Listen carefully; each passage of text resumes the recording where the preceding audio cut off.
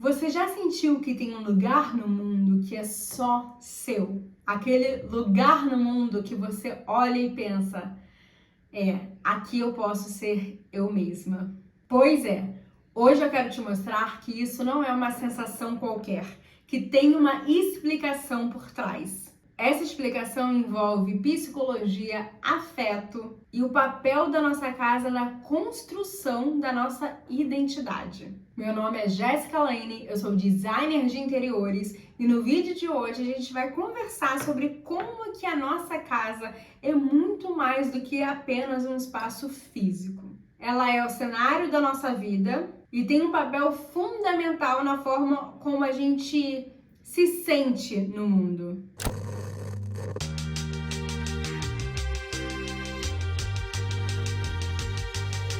Desde muito pequenos, quando a gente ainda era bebê, a gente começa a entender quem nós somos a partir da nossa relação com o corpo da nossa mãe ou de quem cuida da gente. É no toque, no calor, no cheiro, no tom da voz. A gente se sente pertencente quando a gente se sente acolhido. E é nesse momento que a gente começa a formar o nosso self, ou seja, a ideia de quem somos. Esses estudos têm base na psicanálise e também na fenomenologia.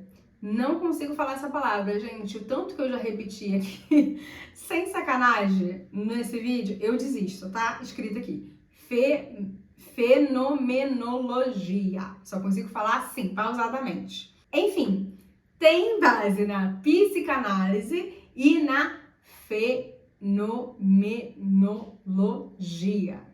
Ai, que palavra difícil. Pois bem, o filósofo Maurice Merleau-Ponty, não sei se estou pronunciando corretamente, por exemplo, ele vai explicar que o corpo é o nosso primeiro espaço habitado. Ele é o nosso ponto de partida para experimentar o mundo. É a partir dele que a gente começa a nossa relação com o espaço. E também vai existir um conceito chamado de identificação mimética. Isso significa que a gente se forma ao absorver e ao imitar o que a gente vê no outro. É como se a gente olhasse assim para o mundo e pensasse, então é assim que eu sou, não é mesmo? Primeiro, esse modelo vai ser o corpo da nossa mãe.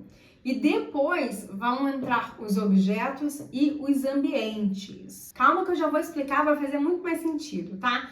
Mas outra coisa que eu vou falar também é do psicanalista, o Donald Winnicott, que ele falava algo chamado como objeto transicional. O que seria isso? Sabe aquele paninho, aquele ursinho de pelúcia que você carregava para lá e para cá quando você era pequeno? Esse objeto que você tinha ali como seu melhor amigo, ele é como se fosse um pedaço da sua mãe. Ou melhor dizendo, um pedaço afetivo da sua mãe. É um pedaço afetivo da mãe que a criança carrega consigo quando a mãe não está por perto. É como se ela tivesse um pedaço da mãe com ela, mesmo quando a mãe não está por perto. Esse objeto, ele ajuda a construir segurança e identidade emocional. Mas tá, sabendo de tudo isso, e quando a gente cresce? E quando a gente fica adulto? Qual seria o objeto simbólico que nos ancora para a vida adulta? A resposta é a nossa casa. O ambiente em que a gente vive quando a gente se torna adulto passa a cumprir esse papel afetivo. É como se a nossa casa fosse um grande abraço que nos apertasse e nos dissesse: tá tudo bem, você tá seguro aqui. Gente, os espaços que a gente habita, os espaços que habitamos, têm o poder de organizar as nossas emoções. Ou seja, a gente se conecta emocionalmente com os espaços que nos envolvem, com a nossa casa, com o nosso morar. A casa, ela organiza as nossas emoções, ela nos acolhe, ela nos dá conforto, ela é cenário das nossas memórias, dos nossos hábitos, do nosso jeito de existir no mundo. A nossa casa não é apenas um espaço físico, é um espaço afetivo, emocional, simbólico. E quando a casa não reflete quem a gente é, quando a nossa casa parece impessoal demais, a gente sente, mesmo que no inconsciente, mesmo que a gente não saiba dizer exatamente o que a gente está sentindo ali. Falta vínculo, falta conexão. É por isso que, quando a gente começa a cuidar da nossa casa de um jeito mais intencional, mais afetivo, não é só decoração, é um gesto de enraizamento. É como dizer, eu pertenço a esse lugar. Melhor, é como dizer, esse lugar pertence a mim. Faz sentido o que eu tô falando aqui pra você? Aproveita, gente, deixa um like pra eu saber que você tá gostando desse tipo de conteúdo, pro YouTube entregar isso pra mais pessoas, ajuda demais o canal. E aproveita também para se inscrever nesse canal, se inscreva, porque a gente tá postando aqui vídeos sobre decoração afetiva, sobre como você pode deixar a sua casa mais incrível, mais linda, mais sua, com mais personalidade, com mais autenticidade. É um conteúdo que tá valendo muito a pena. Se inscreva então nesse canal. Agora, pensa aqui comigo. Qual cantinho da sua casa mais te representa? Mais representa quem você é? Aquele espaço que, mesmo que você fosse embora hoje, você levaria na memória como um cantinho, como um pedaço seu. Ou ficaria um pedaço seu nesse espaço quando você fosse embora. Me conta aqui embaixo que cantinho seria esse. Vou falar pra vocês, o meu é a minha estante de memórias que eu tenho aqui em casa. Eu ia falar estante de livros, mas ela tem muito mais do que livros. Tem coleções, tem objetos afetivos, fotografias em porta-retratos, quadros com significado, enfim, objetos diversos que contam histórias, que contam a minha história.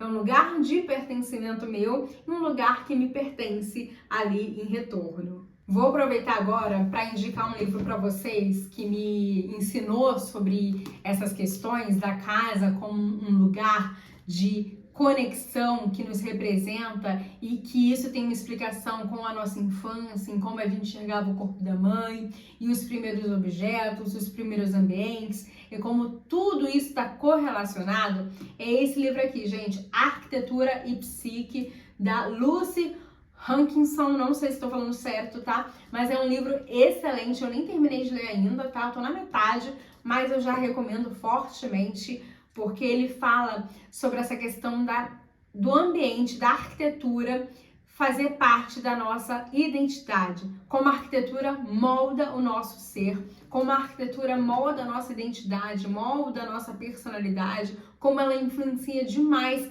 quem a gente é, os nossos hábitos, desde que a gente era pequeno até os dias atuais. Isso aqui é sensacional. Vou deixar o link desse livro aqui na descrição para quem tem interesse em se aprofundar nesse tipo de conteúdo, porque eu acho, assim, incrível. Agora, se você quer transformar a sua casa no melhor lugar do mundo, assiste esse vídeo aqui que ele vai te ajudar demais a entender o que você pode fazer para realmente fazer com que a sua casa seja a casa que te representa, o lugar favorito de pertencimento seu, tá? Assiste lá.